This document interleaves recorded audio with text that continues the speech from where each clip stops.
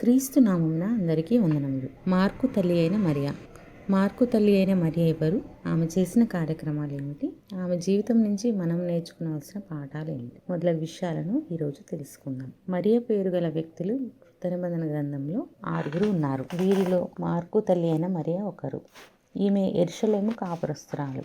ప్రారంభ క్రైస్తవ సంఘానికి చెందిన విశ్వాసి. ఈమె ధనవంతురాలు. ఈమె ఇంటిలో ప్రార్థన సమావేశాలు జరిగేవి.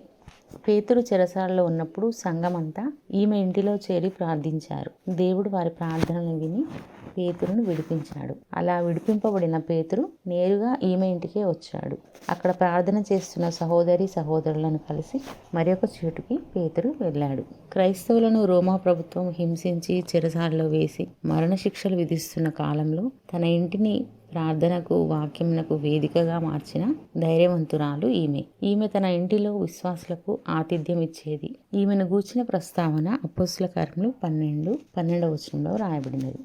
ఈమె బర్నబాకు సహోదరి. ఈమె కుమారుని పేరు మార్కు. ఇతరుని యోహాను అని కూడా పిలుస్తారు. ఈమె తన కుమారుని దేవుని భయభక్తుల్లో పెంచింది. ఈమె కుమారుడు పరిచర్యలో పౌలు, బర్నబా, పేతురులకు సహకారిగా ఉన్నాడు. మార్కు సువార్త రాసినది ఇతడే. ప్రభురాత్రి భోజనము క్రీస్తు తన శిష్యులతో ఈ ఇంటిలోనే చేశాడని కొందరు భావిస్తున్నారు. అంతేకాకుండా మేడగదిలో సహోదరులు ప్రార్థించినది ఈమె ఇంటిలోనే అని కొందరి అభిప్రాయం. ఈమె జీవితం నుంచి మనం నేర్చుకోవాల్సిన పాఠాలు ఏమనగా, దేవుని పనిలో మనము, మన పిల్లలు, మన గృహం కూడా వినియోగింపబడాలి.